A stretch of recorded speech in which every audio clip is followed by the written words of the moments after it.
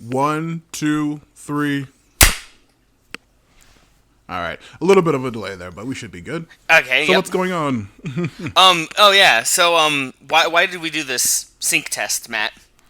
Dude, I mean, like, back and forth's going to be a little difficult, so it's just like go through the whole preamble. I know. So what you viewers are hearing right now is we're trying a different setup thanks to this whole COVID-19 issue. So Matt is all the way over at his home. I'm all the way at my home, which we're way far away from each other. And rather than meeting in person with the whole social distancing, we're trying to do recordings while we're over a Discord call. Yep.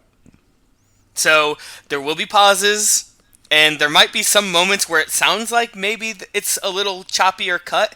And I don't know about Matt, but for me, my quality level of like talking may be a little lower than normal, but that's because my microphone setup is not as great because he's probably using his external mic. I'm using a headset right now, so there may be a little bit of like I don't know quality. There will be some more pauses, and even the way we do this episode is going to be different. Like we're doing a different setup on how we tell you about the episodes. Anything you want to add to this, Matt? All right, so you're getting a little cut out there on my end. All right. Well, when you get my recording, it'll definitely not have that cut out. All right, yeah, it should be good. Did you want to add anything else? Yeah, I'll say we're over the Discord chat that we're using. There's going to be a little in and out likely, but we should probably try to work around it and expect some difficulties. Also expect a slightly shorter episode. I don't know if you said that or not, Ben. Oh, yeah, I did mention that we're doing a different setup on how we tell the episodes. I didn't say it was going to be shorter, but... Yeah. It'll be a little bit short. But yeah, we should be good. I'm ready to start when you are. We're going to be doing the review format a little bit differently too, right? Yep, yes we are. And without further ado, here is the next episode. Hello, and welcome to another exciting episode of the Action Toon Bros podcast. I'm Ben Sturgeon. And I'm Matthew Lewis. And today we are on what episode? Oh, jeez, dude. This is, I think, 30, right? Okay, yeah. Episode 30 of Action Toon Bros, which is the second to last batch of Legend of Korra episodes. My word, we're nearing the finish. I never thought this would come this quickly. Oh, yeah. But in trying to keep with this whole setup and all that, let's just cut right into it with episode 7 of season 4, Reunion. Now, Reunion. Yep. We start off with good old Shiro talking about how Kuvira defeated the Avatar and now has full control of the Earth Empire. And of course, thanks to Opal and the Air Temple Island kids, she's now free, and it's been 3 years, but she's finally going back to Republic City. Meanwhile, Bolin and Varrick are still, they escaped, and they are separate from the entire group, with all the information about the spirit vines. And that's pretty much what the synopsis, last time thingy is. So we cut right into Naga playing with Pabu, more like Pabu's playing with Naga, and Korra and everyone come back. Naga's very happy, Tenzin's very happy, heck, even Boomju's pretty happy. But Tenzin literally cuts right into it by asking Korra what happened in Zaofu. Opal and Korra pretty much tell him that everything did not go well, Korra got defeated, and now Kuvira owns all of the Earth Empire. And of course, Tenzin's like, look, we didn't expect it, but we're just really glad you're home. Every single one of us has to join in on stopping Kuvira. And then this is when Boomy asks about Bolin, and Opal's like, yeah, he's still with Kuvira, but we don't have any idea where he is. And that's exactly when we find out where he is. He is carrying Varrick on his back in the middle of a woods. Varrick is all like, "Hey, what's going on? Zhu Li could carry me 20 miles after Unavatu attacked and everything." And of course, Bolin just drops him. He's like, "Well, I'm not her now, am I?"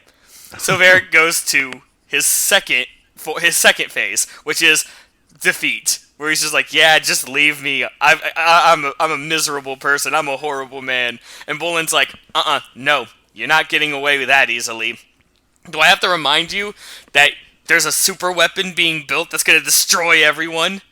And after a rousing speech, and more of Varrick whining before that rousing speech, Varrick's like, "Hey, you're good with words. Alright, let's get going. I'll carry you." And he does a horrible job at it. Meanwhile, we cut back to Republic City, where Korra finally sees Asami. And, they have like a, "Oh, you're back, I like your hair," and everything like that. And they're at, I think it's the same restaurant from the very first season where Mako and Asami went. Probably, oh yeah. Probably like that. And where they meet Mako, because Mako got them a table. And Mako's like, "Oh, Korra, it's good to see you." And, of course, Prince Wu is there, too. And immediately starts flirting with Korra. And Korra's just like, who's this guy? And as they're all sitting down and Wu's being Wu, Asami's like, "Dude, Mako, I thought it was just the three of us." And Mako's like, "I'm sorry, I couldn't ditch him. It's difficult, I know." In which case, after they order food, and Asami tells Korra about, brings up the fact that she's trying to get back in touch with her father. Korra is concerned, obviously, because she doesn't know what's been happening, and it causes a little bit of static between them.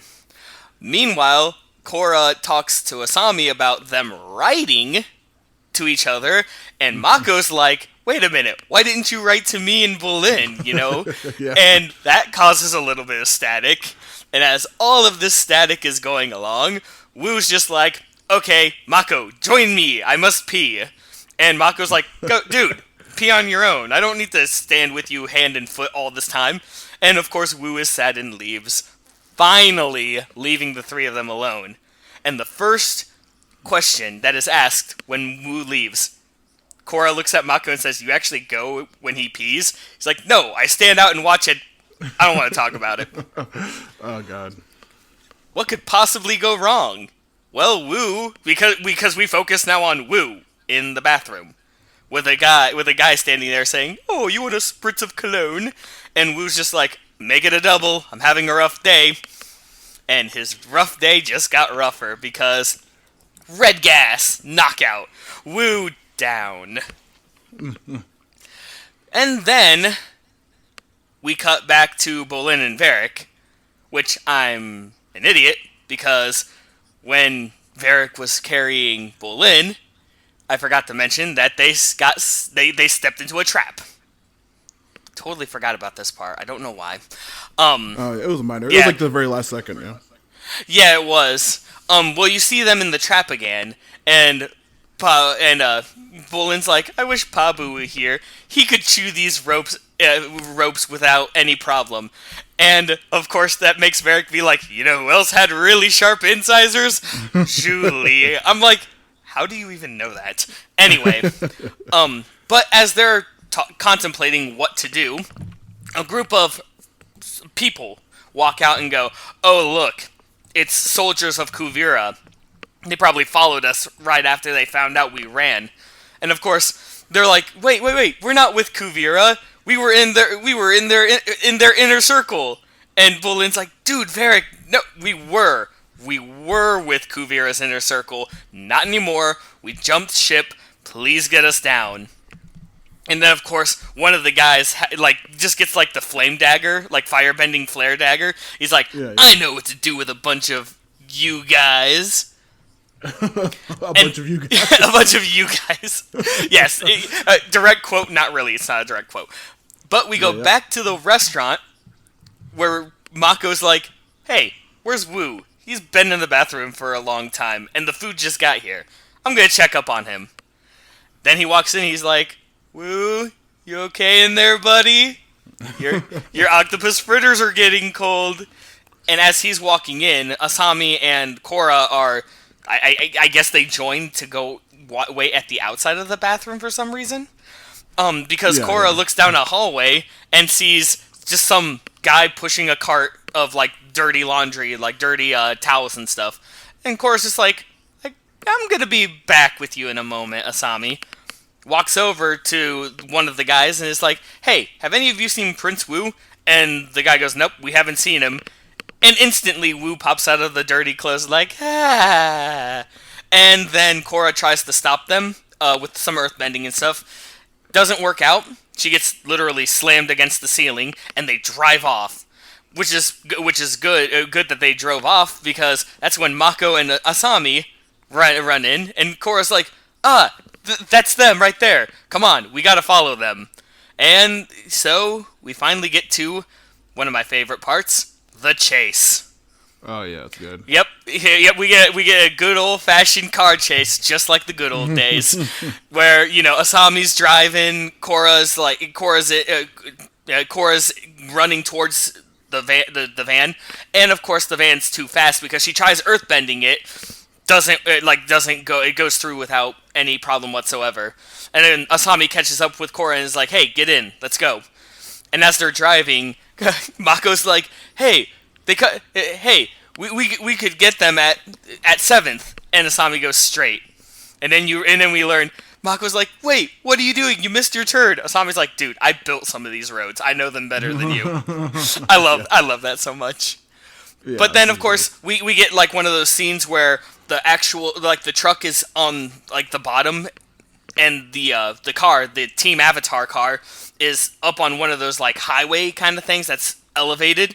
Korra just airbends her way down there, stops the driver, notices Wu is not in the truck, and just pulls the guy out. Then stops the truck, obviously. We don't want to forget that important detail. Oh, yeah. And Mako starts doing his Batman impression. "Where's the prince?" And the guy is like, "Hey, you know what? He's probably the Kuvira by now. Hail the great uniter." And conveniently, a police vehicle shows up, and the guy gets put into custody pretty much. And that, I believe, is the first half of this episode. There's been a lot that went on. So, we'll start. I know you usually start with me because I'm the new one starting, but what are your thoughts first, Matt? The first half of this episode I really enjoy because the group is finally back together. We get some like old school Team Avatar antics, and it's really, really fun to see. I love them just hanging out again, doing the crazy cop missions and just breaking the law and saving people. I love it so much. Oh my goodness, yeah, like even with like the static at the beginning, like where everyone was getting on each other's nerves. That's kind of how Korra and Mako, I believe, started, so I was getting some nostalgic vibes. And then, of course, something bad happens, and all of them are just instantly, they just know what to do. Oh, yeah, and also, I forgot how much I did not miss Wu in the last 3-episode batch. Oh, my goodness, yes. Like, the moment Wu came back, I'm just like, oh, this guy. I almost forgot he was a character. Yeah, well, he's new for this season, and just, he literally, Ed was right in the first episode we did, where he's, like, there to make Mako look less annoying by being worse. How do you make the most annoying character less annoying? By giving the audience an even more annoying character. Yeah, it's so ridiculous. Yeah. What happens next, Matt? The second half of the episode, it starts back in the Earth Empire, right? Oh, yeah, it starts back with Bolin and Varrick. Yep. Bolin and Varrick talk to their captors, and they find out that they are actually a group of rebels or people from... we didn't discuss already that they were from non-Earth Kingdom people, that they were waterbenders and firebenders and such. Oh, yeah, we didn't actually get into that detail, but I did mention one of them does the fire dagger. Yep, we learned that these are from Kuvira's re-education camps, and that they are escapees, and they plan on using Bolin and Varrick to get past a huge wall by barring them from getting outside of the Earth Empire. They have them bound, but of course Bolin just lava bends out and says he wants to help because they need to get to the city to explain everything that's happening with the crazy energy weapon they're planning. So they, with their tattered outfits, they attempt to like infiltrate the weird giant wall that they have to get past. But no one believes Bolin with his smooth talk, so Varrick gives a incredible description of how they got through. Yeah. Did you catch all the stuff that he says that he had to get through? Like all I know is it's like he had to get through like 6 badger moles, 5 hog monkeys. Just list off a bunch of like random things. I didn't catch it all entirely, but it's Varrick, so it's ridiculous. Yeah, it's so hilarious. It's amazing. But yeah, they finally get through all of that. Then Bolin, they finally get through. But did they realize like their like suits are ripped or something like that? How do they realize that they're not captive? The reason why they actually the Earth soldiers realize who they are is the guy who's sitting behind the window has 2 wanted posters. Oh yeah, the wanted posters of them. Yeah, it's very, very funny. But we cut back to Republic City. I'm gonna look out a little bit ahead of myself because in Republic City we see that Mako and Korra are decision to try to find where Wu is. They go through the vines because Mako's like, oh, how would we don't know where they are. They could be halfway to Kuvira by now. What are we going to do? Korra touches the vines and gets a vision of the Foggy Swamp showing that Wu is in the train station. Meanwhile, this is when that they actually get to the checkpoint and they get through, but then they're caught last minute. The next section is pretty much a huge, awesome fight between a bunch of robots, the Earthbenders, and then the Fire and Waterbenders with the group. Mako and Bolin have the chance to escape, but they decide to actually aid. I'm sorry, who in Bolin? Did I say Mako and Bolin? Yeah, you said Mako. Synonymous. Yeah, their names they're just so synonymous. But yeah, they go back and they manage to rescue them. Varrick knows how to like use a giant power cable to like stop the robot suits, and it's a really cool battle with his lava bending versus the robots. And this, children, is when Varrick realized he knows how to make an EMP. Yeah, he knocks all the robots out, and then they just start the lava bend. It's a crazy fight. Also, you realize how dangerous Bolin's lava bending is. Right? It's incredibly deadly to anybody. Incredibly. And he just uses it like it's nothing.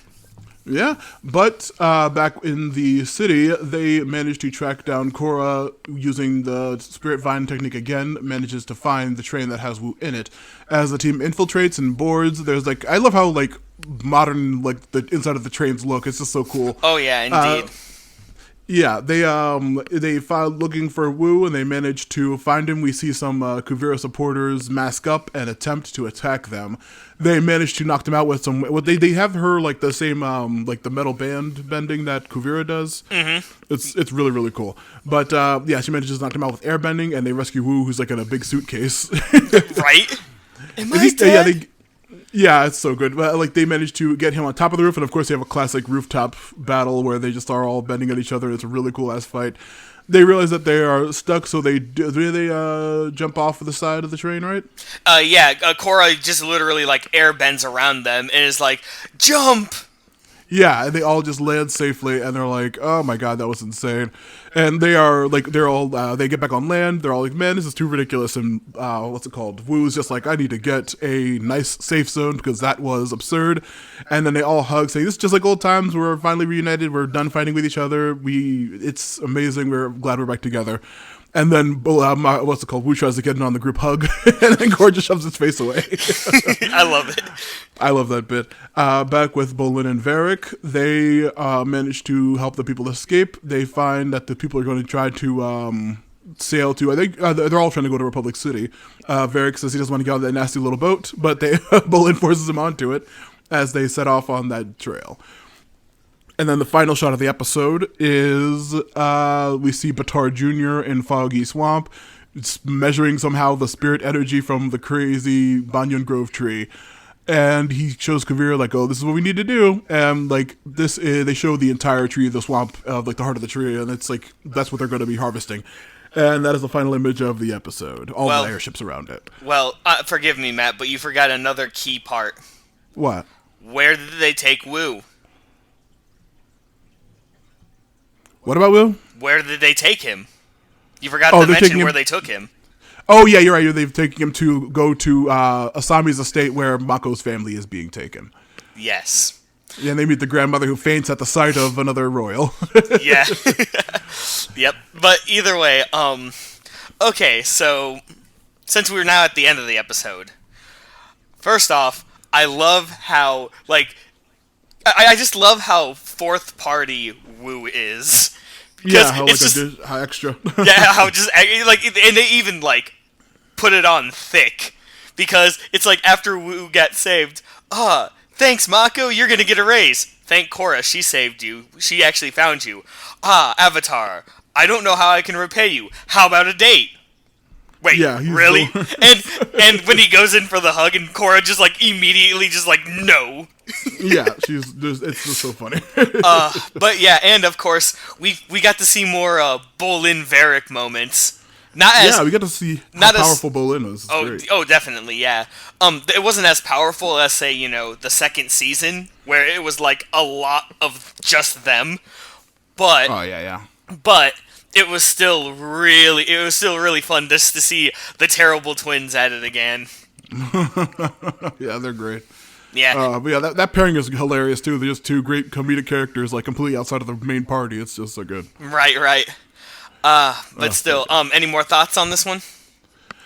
This episode I really enjoyed. I love that. Like I said, the first half, like the Team Avatar just being back together. Was oh yeah, dude. Honestly, when Korra went back to Republic City, I was too excited. I was like really happy.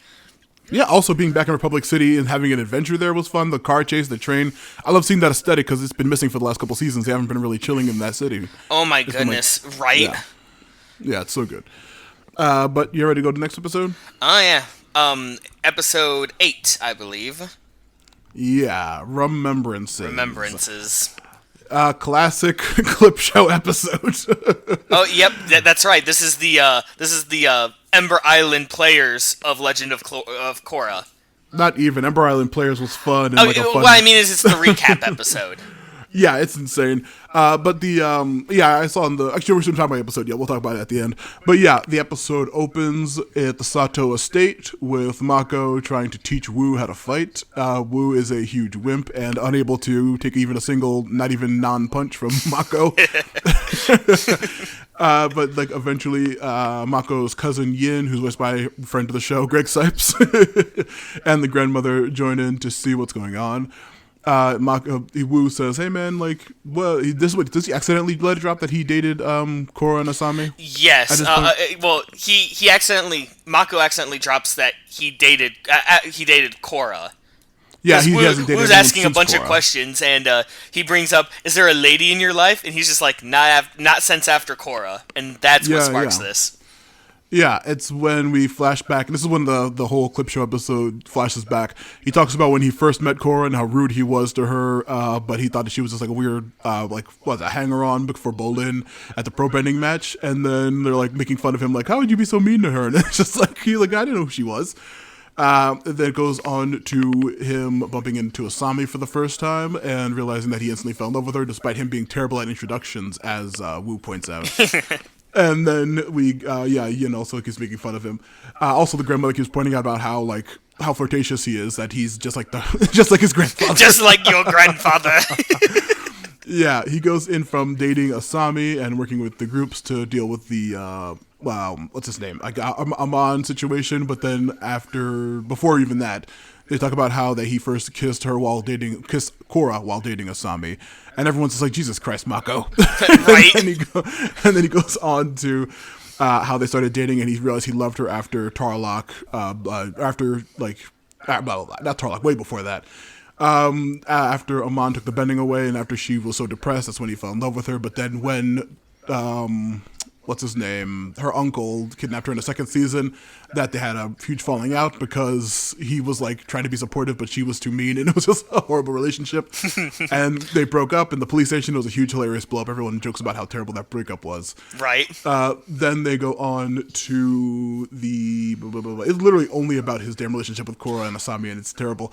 While Korra's missing, he immediately goes on a sting mission with Asami, makes out with Asami during that mission, and they start kind of dating again. Korra shows up with amnesia, thinking that they're still dating and they didn't break up. It's literally like an insane, soap opera drama. It really is. And honestly, just so you guys know in the that are listening, if you really want to know all of the details, this is back in season 2 of Legend of Korra. Well, Oh yeah, season yeah. 1, season 2. Like we said, this is the recap episode, so Oh yeah, forgive it's us all if we clip don't get shows so and in like depth with it.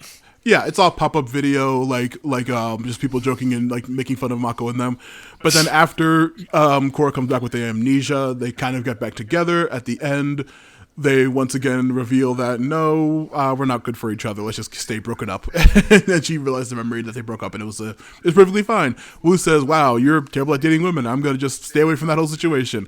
All right, Mako, get back to training. And then of course he just doesn't touch him, and then Wu faints, and the grandma smacks Mako for being so rough. Oh, Yeah, wow.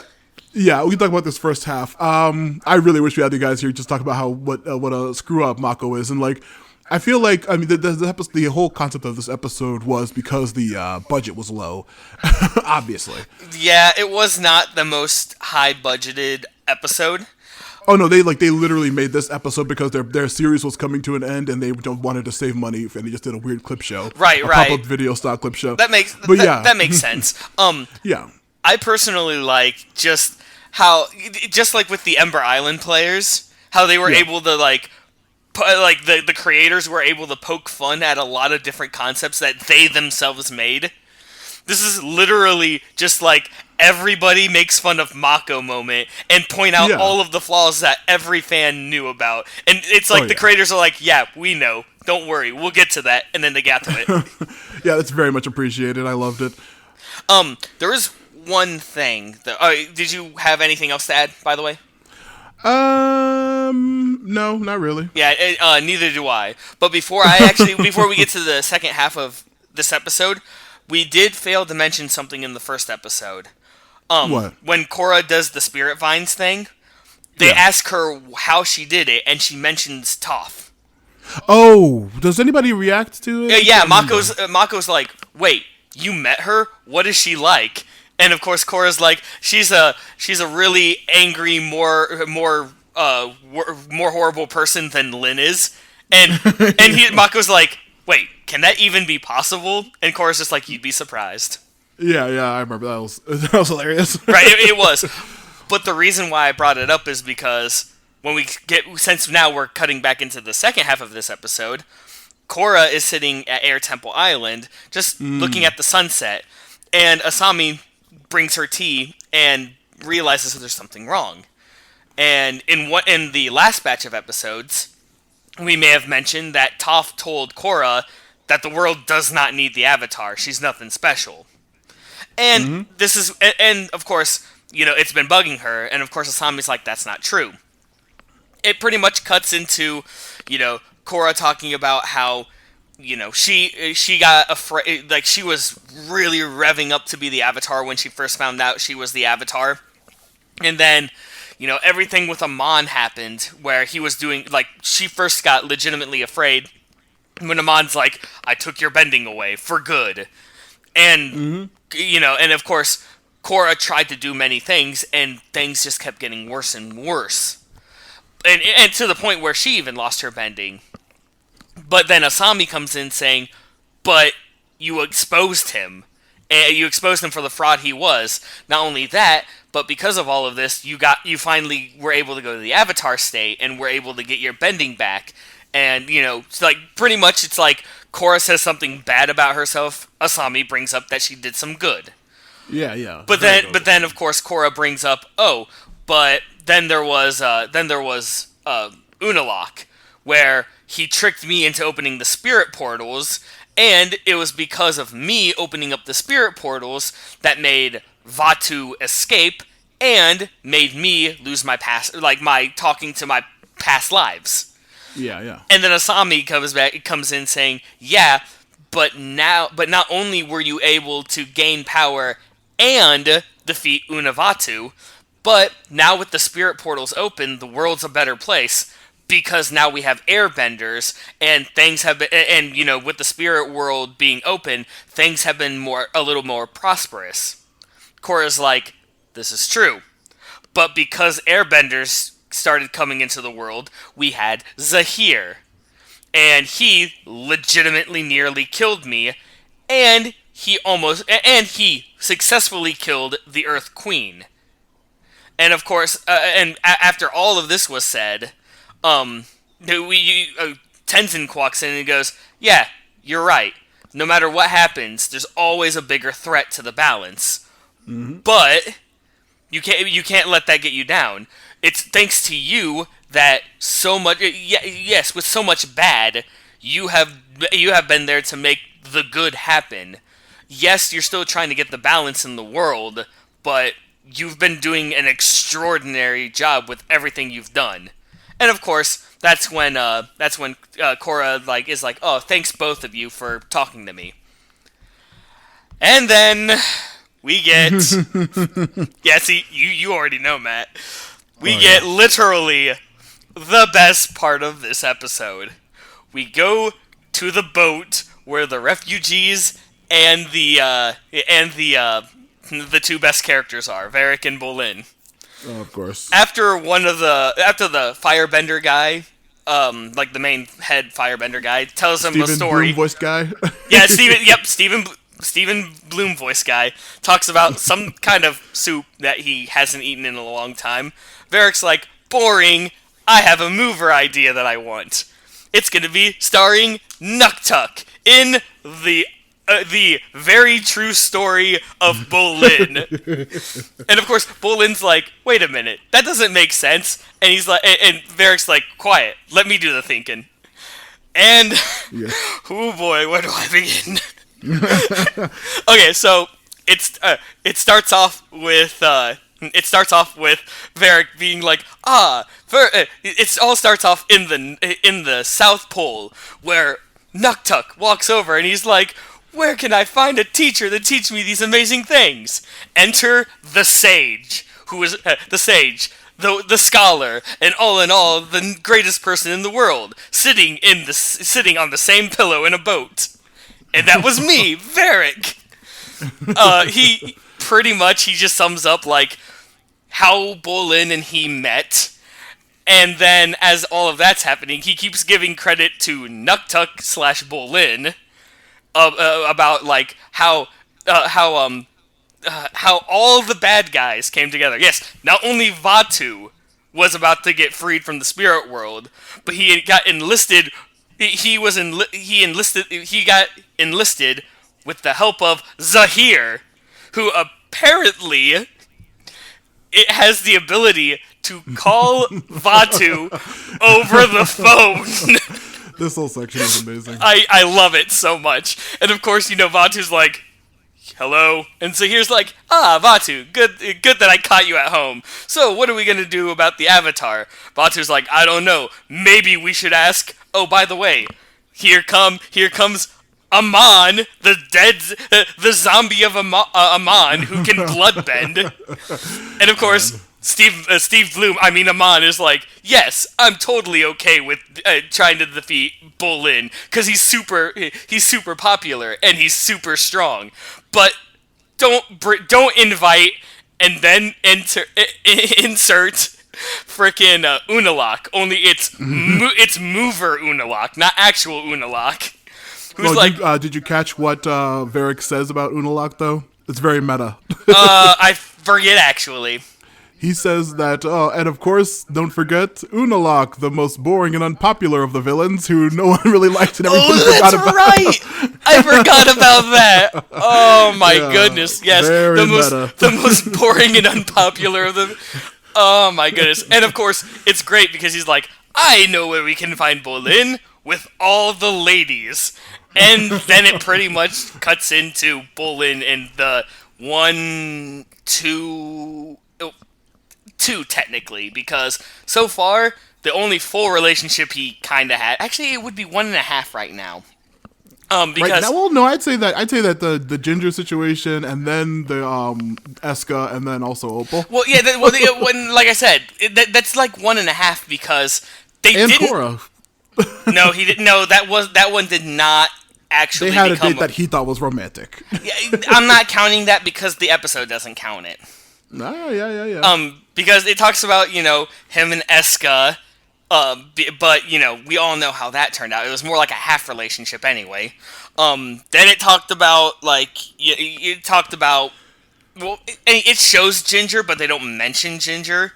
But then it talks about Opal. And of course, Bolin's like, no, but Opal's not gonna go out with me again because I'm an idiot. And of course, Varrick's like, dude, chill, will ya? And then of course, after all of this, the three villains and Unalaq, are just like, hey, actually, sorry. Amon's like, good, I got rid of Unalaq, and Unalaq's like, oh, ha ha, funny. So how are we gonna destroy Bolin? All because it does like the 4-way pictures where you see all 4 on the phone. 3 of them disappear, and you just see Unalaq, and he's just like, hello. You hear the hang up dial over the phone. It's dumb, but it's amazing. But then of course. It cuts to how Bolin was teamed up with his Nuktuckety buddy and Pabu, and how apparently when they were fighting Unalaq in the spirit world, Nuktuckety decided to shoot laser beams from his eyes, which was at the exact moment the planets were lining up. Which in turn freed Vaatu, and since Unalaq is a clingy individual, he fuses with Vaatu,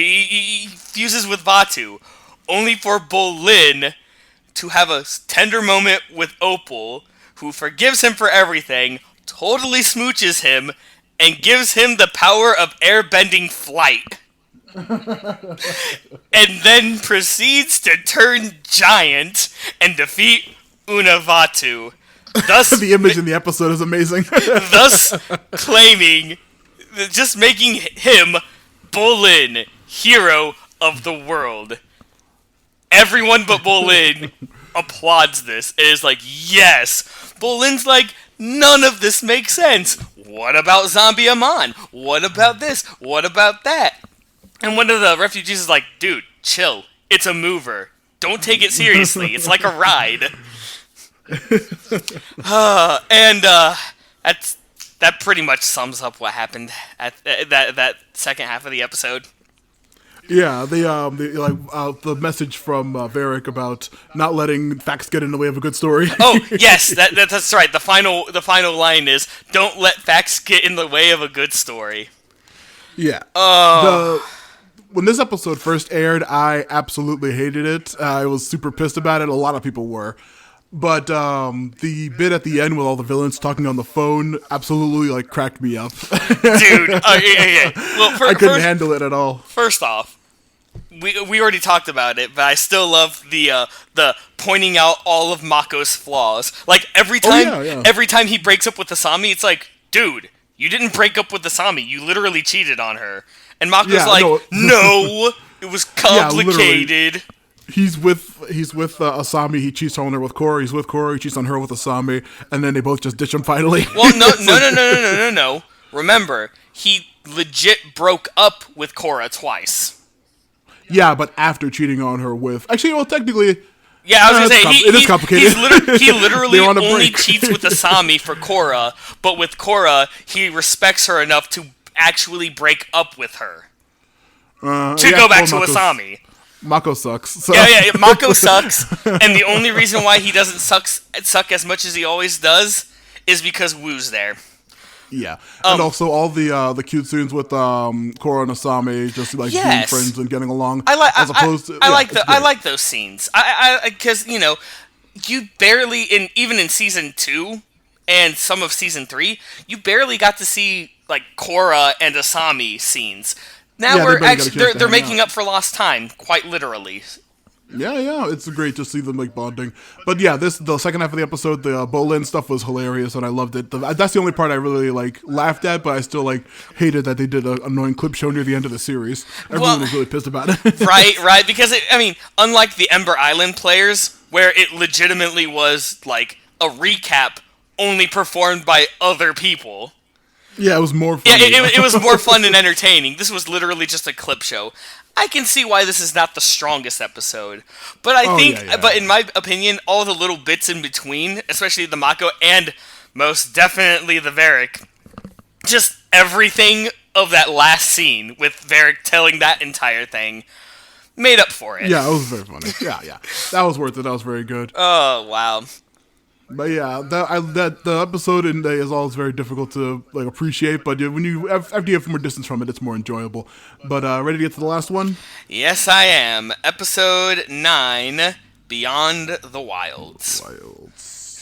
We get Shiro talking about, hey, the Avatar's back, and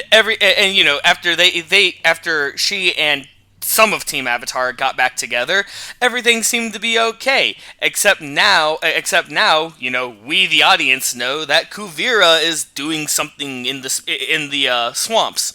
Meanwhile, Bolin and Varrick are still traveling, but they saved a bunch of refugees. Pretty much that's what it sums up to. And we start off in Republic City with a tour group led by Ryu, aka the basement dweller who didn't want to leave his house. Yeah, he had blonde hair back then, right? No, he had black hair. Okay.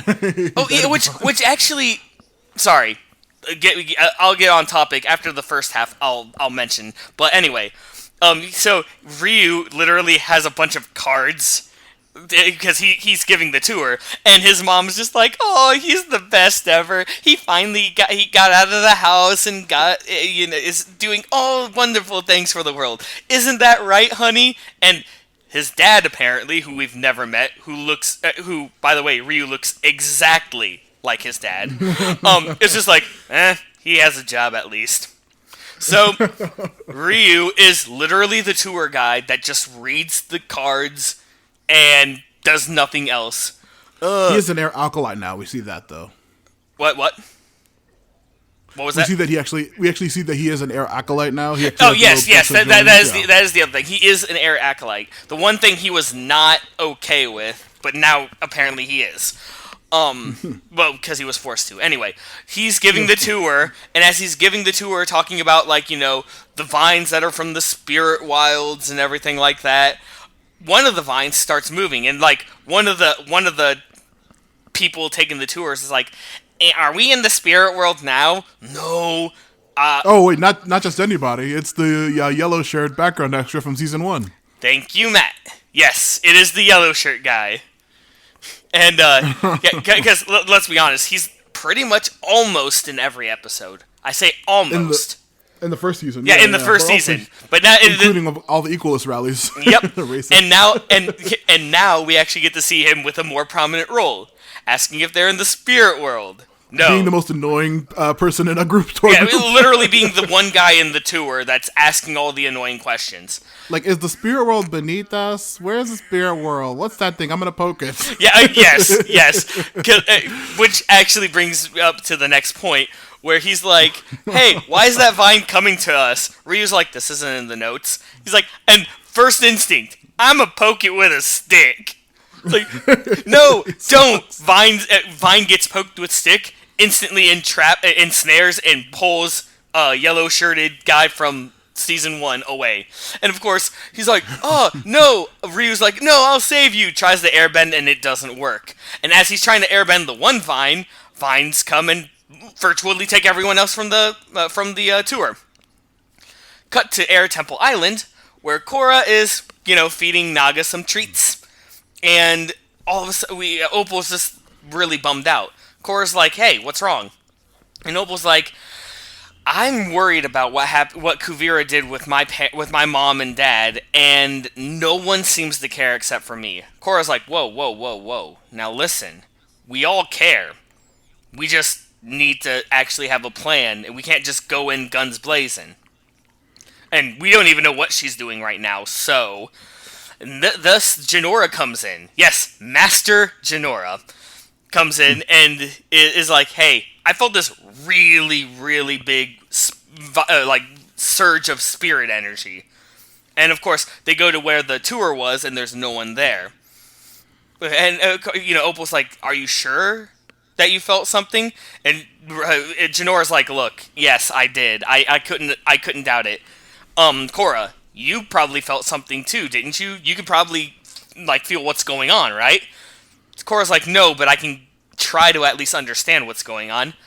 Does the spirit vine thing and finds out Kuvira's at the swamp, and she's like, "Uh oh, we gotta tell people this. We gotta tell Raiko."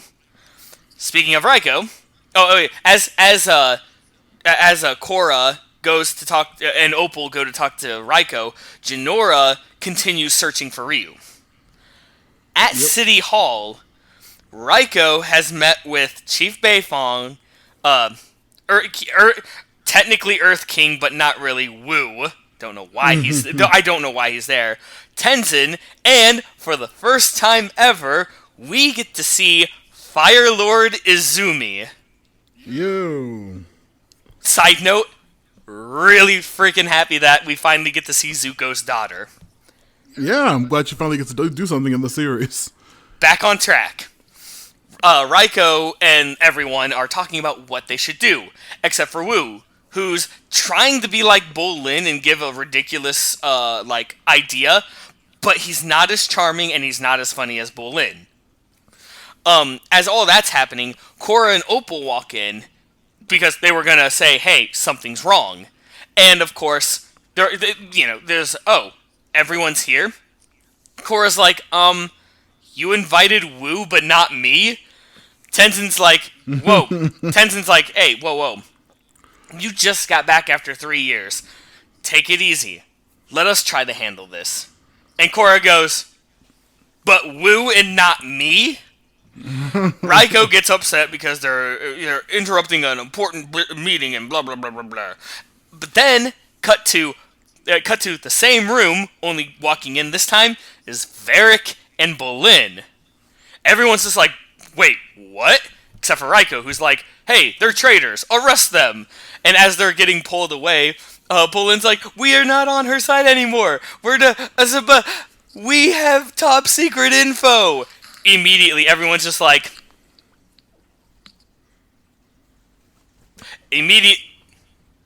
Immediately, everyone was like, we should listen to them. And even Varrick's like, dude, we should have just started with that. And then, of course, they describe that Kuvira's making a super weapon. And Korra's like, oh, so they're using the spirit vines, aren't they? And Varrick's like, yeah, how'd you know that? Korra explains that she felt the spirit vines, and felt the spirit vines, and found out that Kuvira's at the big, what kind of tree was it? The Banyan Grove tree. Banyan Grove tree. Okay.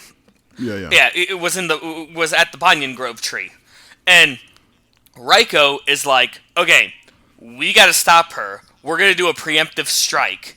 Lin's like, yes, I support this decision. Tenzin's like, we can't just do a preemptive strike. We gotta wait this out. If you do a preemptive strike, the airbenders will not be a part of it. And then Izumi, the Fire Lord Izumi, is like, yeah, the Fire Nation will not be involved if you do a preemptive strike either. Because we've been through enough, we've been starting nonsense wars for so long. We can't be part of starting another war. So, if you're going to do a preemptive strike, Fire Nation's out. So, Raiko's like, okay, fine. We'll stay on the defensive, may do some reconnaissance every once in a while, but we will protect our borders. Izumi accepts these terms and is like, okay, you'll have our help with that. Meanwhile, outside, Bolin and Opal, number 1. Ugh. Bolin's like, look, I'm sorry. I know you tried to tell me what was going on, and I didn't listen. I thought we were doing all these things, and I thought we were doing all this good, but really she was crazy, and Opal was just like, yeah, but it's way too late for an apology, dude. And then Lin is like, hey, Opal, come here a second. Gotta talk to you alone. And Lin goes, okay, look. We can't do it. We can't let this happen. They're literally just sitting on their hands waiting for who knows what to happen. When my sister and her husband are behind enemy lines right now.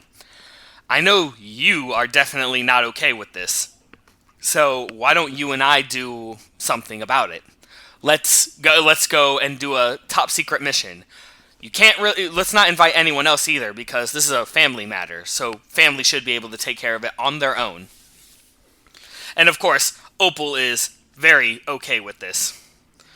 And then of course, we get a Bolin Mako moment. Yes, Bolin's back, so he finally gets to say hey to everyone.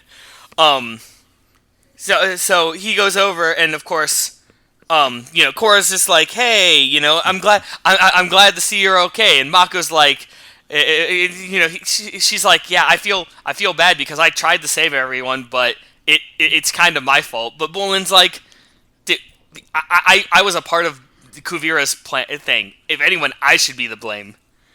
Then of course there's Bolin and Mako. Mako is really, like, oh, hey, how you doing, brother? And Bolin's like, look, what I said to you when we first met after a while, I was an idiot. Please forgive me. I didn't know what I was talking about. And then they do what all brothers do. They hug it out. Mm-hmm. Meanwhile, in the spirit wilds, Jinora finds a camera of one of the tour guides, tourist groups, and as she's doing that, she gets found out by some vines, and the vines go to attack. She tries to attack them with airbending, but then she gets wrapped up, and then she's like, okay, I have an idea, kind of thing, because she astral projects herself out and to where Korra and Mako and them are, and she's like, Korra, help! But I forget what exactly happens, but it gets cut off. Mm-hmm. And of course, Mako saw this as well, and he's just like, yeah, okay, Korra, we got to help him out. And then of course, so after they do the help him out, we go to the spirit wilds again, where Lin and Korra and I think Mako is there too. Yeah, it's Lin, Korra, and Mako are there, and they see the vines and everything, and they're trying to retrace the steps. And of course, as they're retracing steps, they get attacked by vines. Mako tries to do some fire bending and all this, and it doesn't work. So, they run towards a building, and they enter a building where they get sealed off pretty much. They hold off the vines, but they're literally like stuck in this building. And then we see something very bizarre. Korra turns around and says, guys, I think I found them.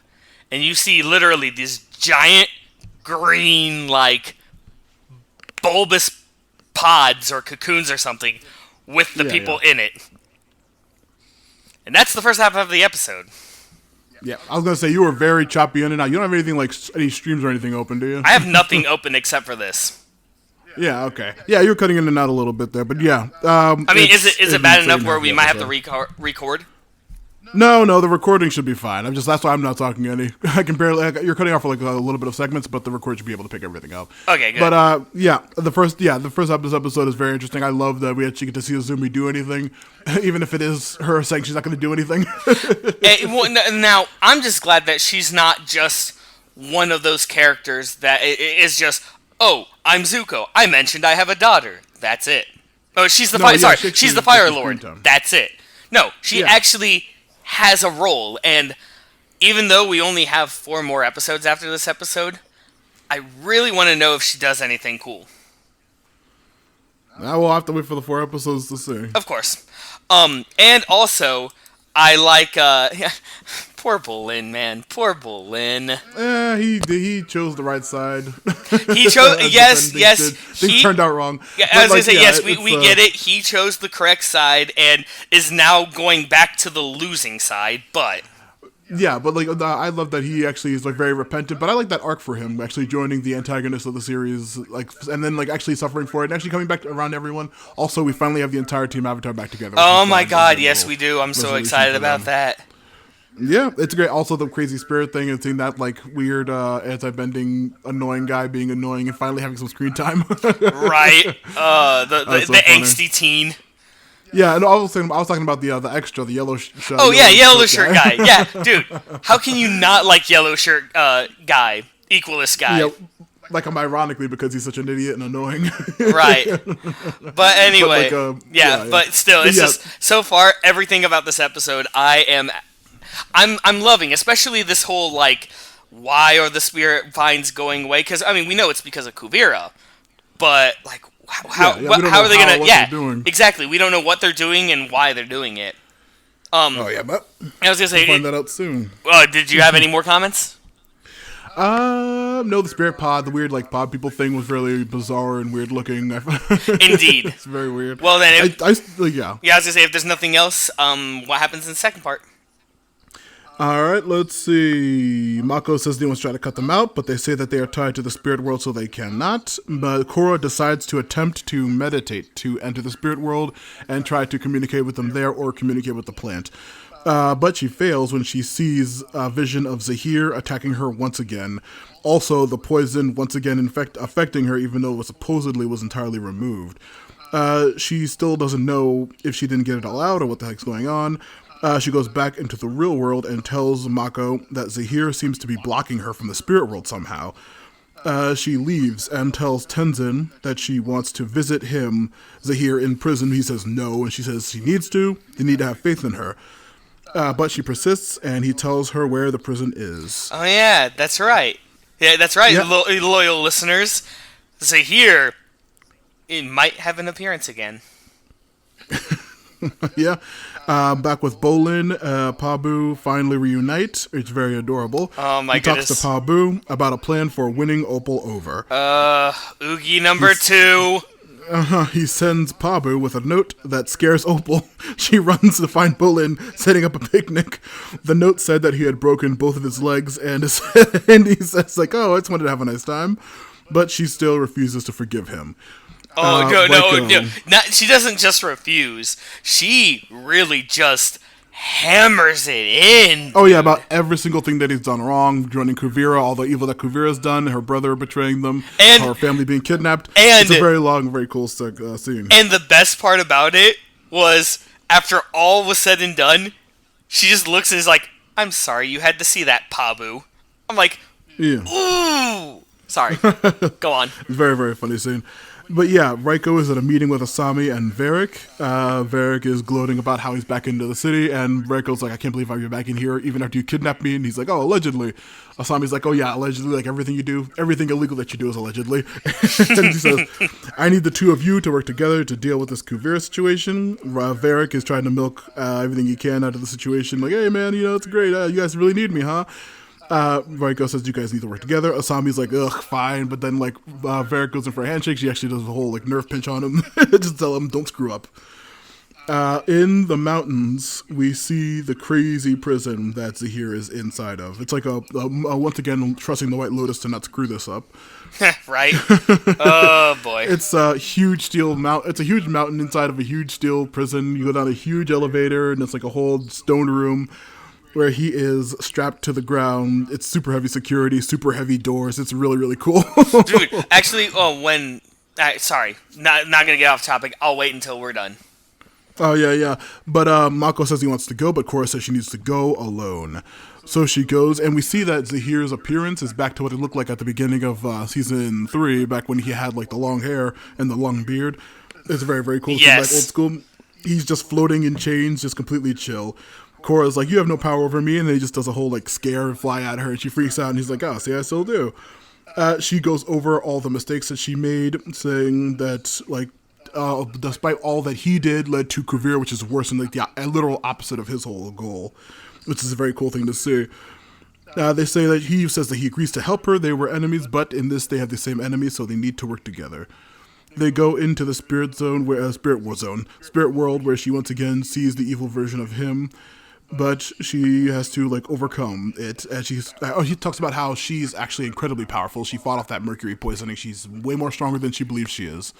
He gives her a lot of really cool, encouraging words, and it's really, really dope. They talk about how all the spirit energy inside of her and how she needs to do this. It's really, really cool. He offers to lead her through the spirit world, but she doesn't trust him at first.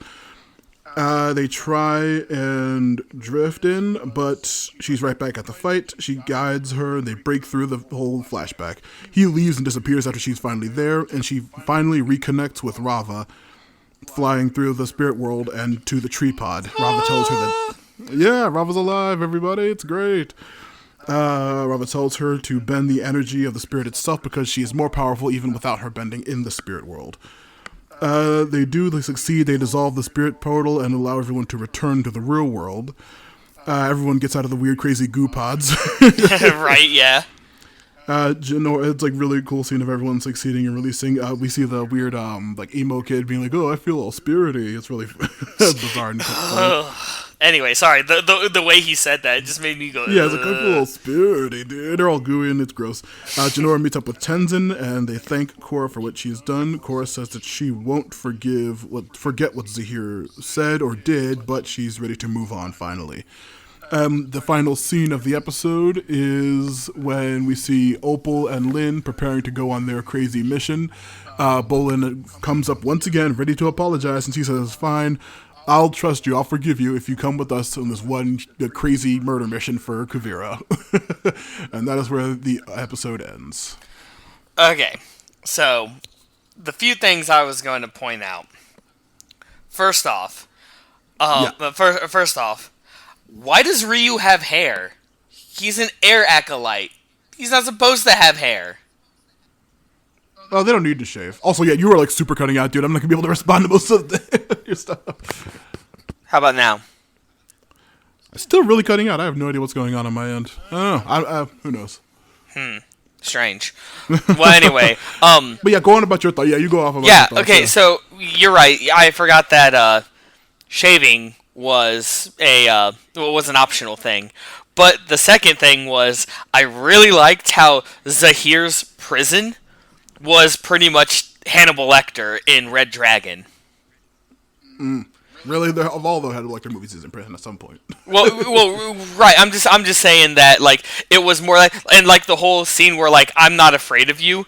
Unlike Red Dragon, where Hannibal Lecter does the run up till he can't like go any further, and the protagonist just stands there and is just like actually not afraid. It was the opposite. Zahir flies until he can't go forward anymore, and Korra literally gets scared. I'm like, I like this.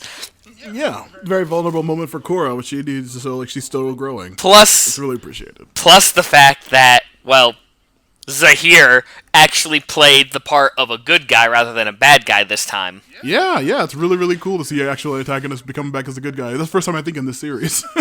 First time in this series.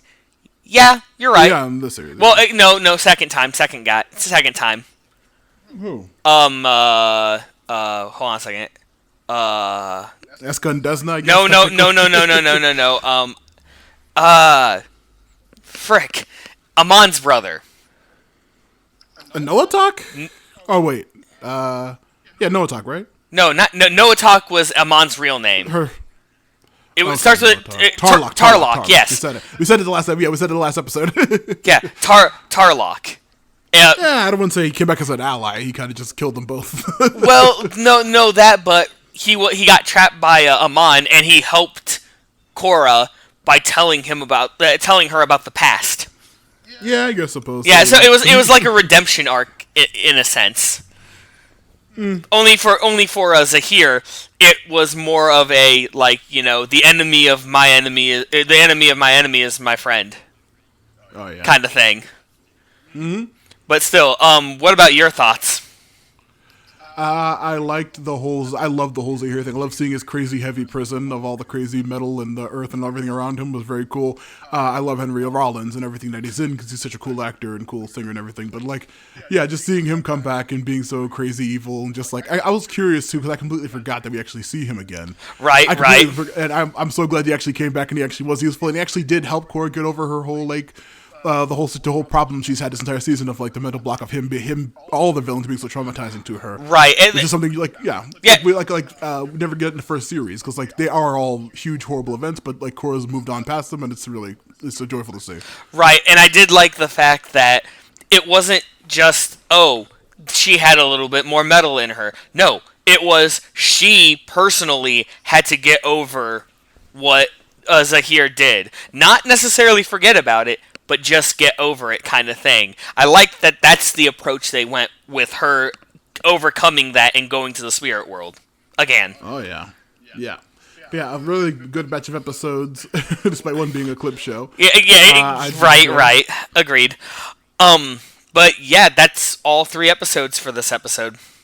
Yeah, I really liked it. Like I said, this season is still my favorite season of all of Korra.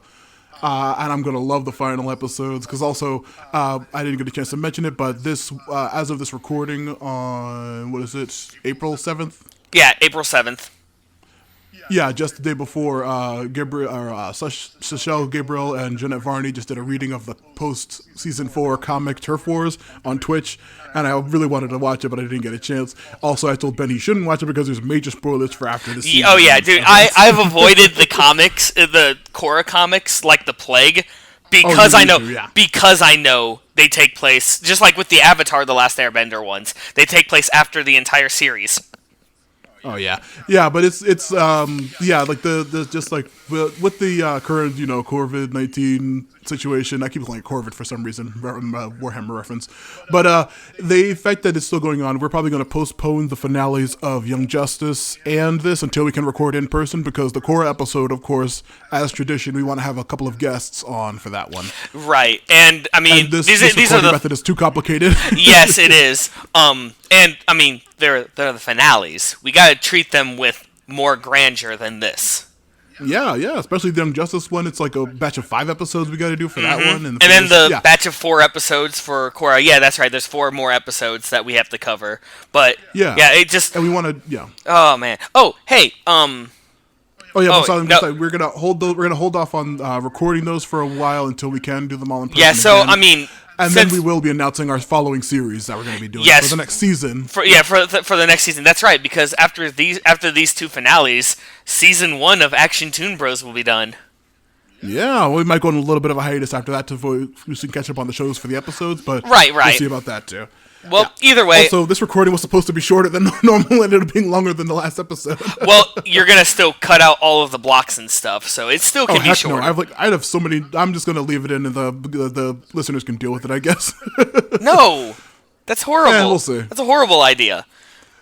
Anyway, speaking of horrible ideas, since I still don't have any plugs, what are your plugs? How do you still not have plugs? We've been recording for almost a year. Has it been almost a year? Yeah, this is episode 30, so at least 30 weeks.